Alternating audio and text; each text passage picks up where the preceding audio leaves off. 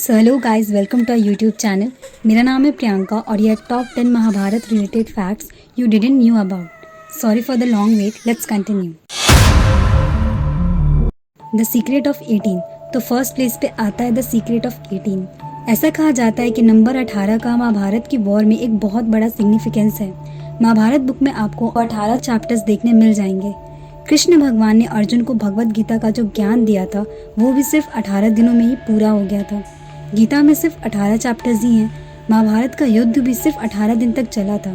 कौरवों और पांडवों की सेना में उनके पास कुल मिला के 18 अक्षौहिणी आर्मी थी, जिसमें से 11 कौरवों के पास थी और बाकी के 7 पांडवों के पास। यहाँ तक कि महाभारत का युद्ध भी 18 लोगों की वजह से ही स्टार्ट हुआ था। अब ये सिर्फ कोइंसिडेंस है या कुछ और, किसी को पता नहीं।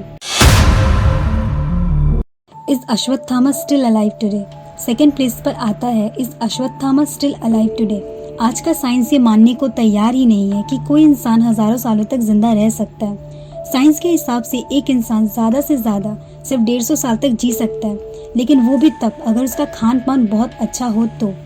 अश्वत्थामा के अभी तक जिंदा होने के बारे में इसलिए कहा जाता है क्योंकि महाभारत के युद्ध के टाइम अश्वत्थामा ने ब्रह्मास्त्र चला दिया था, जिसकी वजह से लाखों लोग मारे गए थे, जिसकी वजह से कृष्ण भगवान को बेहद ही गुस्सा आ गया था और इसीलिए उन्होंने अश्वत्थामा को ये श्राप दे दिया कि वो अपने गुनाहों के बोझ लिए धरती पर 3000 सालों तक भटकता रहेगा, और ये भी कि उसकी बॉडी से हमेशा खून की बदबू आएगी और उसे ढेरों लाइलाज बीमारी एक साथ हो जाएगी।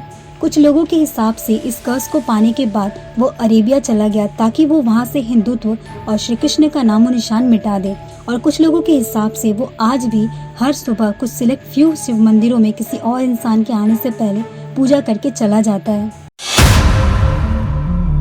Aircraft and nuclear weapon. Third place पर आता है एयरक्राफ्ट एंड न्यूक्लियर वेपन। कुछ टाइम पहले मोहनजोदारो में आर्कियोलॉजिस्ट को कुछ स्केलेटन्स मिले थे और उन पर कुछ टेस्ट करने के बाद उन लोगों को उन स्केलेटन्स में रेडिएशन के कुछ ट्रेसेस मिले थे। महाभारत के चैप्टर नंबर 13 से 15 में ब्रह्मास्त्र के डिस्ट्रक्टिव फोर्स के बारे में लिखा हुआ है। हिंदू माइथोलॉजी एक्सपर्ट्स के हिसाब से ब्रह्मास्त्र 5561 BC का न्यूक्लियर बॉम्ब हुआ करता था। महाभारत के चैप्टर 14 में लिखा हुआ है कि जब ब्रह्मास्त्र रिलीज किया जाता था तब बहुत तेज तेज हवाएं चलने लगती थी और आसमान से मीटेरॉइड्स गिरने लगते थे और देखने से ऐसा लगता था जैसे आसमान में आग लग गई हो। नीचे पहाड़ों में भी आग लग जाया करती थी और धरती कांपने लगती थी। तो अब क्वेश्चन ये है कि क्या महाभारत के टाइम की टेक्नोलॉजी हमारे करंट टेक्नोलॉजी से भी ज्यादा एडवांस हुआ करती थी?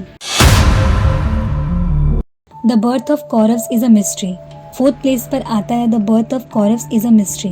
अगर आपको कौरवों के बारे में ज्यादा कुछ पता नहीं है तो महाभारत के हिसाब से धृतराष्ट्र और गांधारी के कुल 100 बेटे और एक बेटी हुआ करती थी, और ये 99 लोग ही कौरव कहलाए जाते थे क्योंकि वो लोग कुरु राज्य के थे और दुर्योधन उन सब में सबसे बड़ा हुआ करता था। जब गांधारी प्रेग्नेंट हुआ करती थी तो धृतराष्ट्र अपनी एक मेड के साथ सेक्सुअली इन्वॉल्व हो गया था, जिसकी वजह से उस मेड ने एक बेटे को जन्म दिया था जिसका नाम था युयुत्सु, और उसी की वजह से वो 100वां कौरव कहलाया जाने लगा। गांधारी के प्रेग्नेंट हुए 2 साल गुजर चुके थे, पर तब भी गांधारी किसी भी बच्चे को जन्म नहीं दे पाई थी, और इसी गुस्से में उसने अपने पेट पर ही एक जोरदार घूसा मार दिया, जिसकी वजह से गांधारी का मिसकैरेज हो गया था। जब वेदव्यास को इस बात का पता चला तो वो गांधारी के पास गए और उन्होंने गांधारी से कहा कि उसने जो कुछ भी किया वो बहुत गलत किया। वेदव्यास जी ने फिर गांधारी से तुरंत ही 101 कुंड बनवाने का आदेश दिया और कहा कि उन कुंडों को घी से भरकर रेडी करके रखे। सब कुछ हो जाने के बाद वेदव्यास ने गांधारी के वोम से निकले हुए उस बॉडी पे मंत्र उच्चारित पानी छिड़का, जिसकी वजह से उसके जैसे 101 फ्लैश के टुकड़े अपीयर हुए, जो कि साइज में उस बॉडी के अंगूठा जितने ही बड़े थे बस। वेदव्यास जी ने फिर उन बॉडी पीसेस को अलग अलग करके उन कुंड में डाल दिए और उन्होंने गांधारी से एक आश्रम में जाकर रहने के लिए कहा और कहा कि 2 साल बाद आकर वो इन कुंडों को खोले। 2 साल बाद जब गांधारी वहाँ कुंड खोलने गई तो उसे सबसे पहले वाले कुंड में से दुर्योधन मिला और बाकी के 99 कुंड में से भी उसे बेटे ही प्राप्त हुए और 101 वाले में से एक बेटी जिसका नाम था Dushala. Barbarik the greatest warrior. 5th place पर आता है Barbarik the greatest warrior.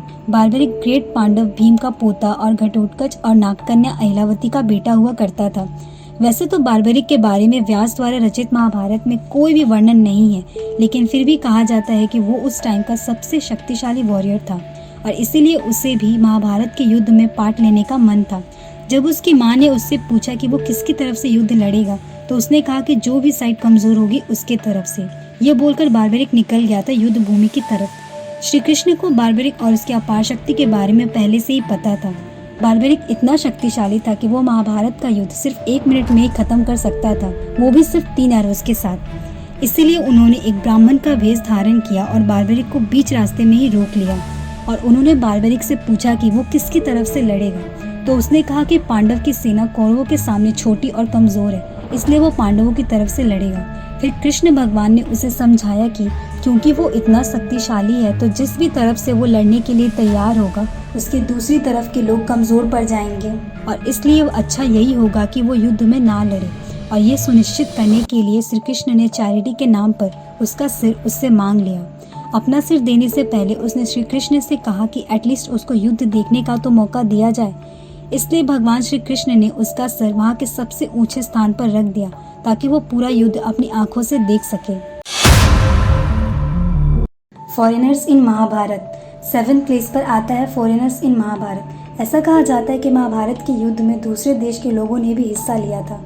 Mahabharat के युद्ध में एक तरफ यवन नाम का एक वेस्टर्न कंट्री था तो उसके विरुद्ध ऑपोजिट साइड में ग्रीक और रोमन्स थे। और तो ऐसा भी कहा जाता है कि अमेरिकन और मैसेडोनियन वॉरियर्स ने भी महाभारत का युद्ध लड़ा था। इसलिए महाभारत को इस दुनिया का सबसे पहला वर्ल्ड वॉर भी कहा जाता है। ज़ोडिएक साइंस 6th प्लेस पर आता है ज़ोडिएक साइंस। महाभारत के टाइम कोई भी ज़ोडिएक साइंस या राशि नहीं हुआ करते थे। उस टाइम की एस्ट्रोलॉजी 27 कॉन्स्टलेशन पे बेस्ड थे, ना कि 12 ज़ोडिएक साइंस या राशि पर। और उन कॉन्स्टलेशंस में भी रोहिणी 1st प्लेस पर आया करती थी और ना कि अश्विनी। जैसे जैसे टाइम बीतता गया वैसे वैसे अलग अलग सिविलाइजेशंस ने ज़ोडिएक साइंस इंट्रोड्यूस कर दिए जो कि सन और मून पे बेस्ड थे। और तो और उन ज़ोडिएक साइंस के थ्रू लोगों का फ्यूचर भी प्रेडिक्ट करना शुरू कर दिया। वेदास और महाभारत के टाइम पे वो लोग कॉन्स्टलेशंस के थ्रू लोगों का फ्यूचर प्रेडिक्ट नहीं किया करते थे। 28 वेद व्यास 8th प्लेस पर आता है 28 वेद व्यास। सभी लोग जानते हैं कि महाभारत वेद व्यास जी के द्वारा लिखी गई थी, पर क्या आप लोग ये जानते हैं कि वेद व्यास कोई नाम नहीं बल्कि एक टाइटल है, एक उपाधि है जो कि सिर्फ उन लोगों को दी जाती है जिन्हें वेदों का भरपूर ज्ञान हुआ करता था। कृष्णद्वैपायन जी से पहले भी और 27 वेद व्यास हुआ करते थे और वो 28वें वेद व्यास थे।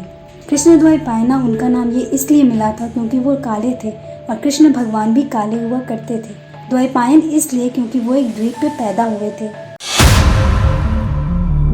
दुशासन सन किल अभिमन्यु 9th प्लेस पर आता है दुशासन सन किल अभिमन्यु। सब लोग जानते हैं कि अर्जुन पुत्र अभिमन्यु को 7 महारथियों ने चक्रव्यूह में घेर कर मार दिया था, पर यह असल सच्चाई नहीं है। उस दिन उस चक्रव्यूह में अभिमन्यु ने बड़ी ही बहादुरी से उन 7 लोगों में से एक को मार गिराया था।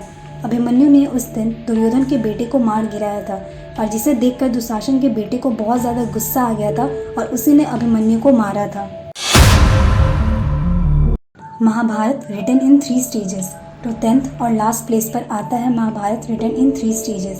वेदव्यास द्वारा लिखित महाभारत को ही ओरिजिनल महाभारत कहा जाता है और उन्होंने इसे 3 पार्ट्स में लिखा था। फर्स्ट पार्ट में कुल 8,800 वर्स हैं, जबकि सेकेंड पार्ट में 24,000 वर्स हैं और थर्ड पार्ट में तो वेदव्यास जी ने 1,00,000 वर्स लिखे थे।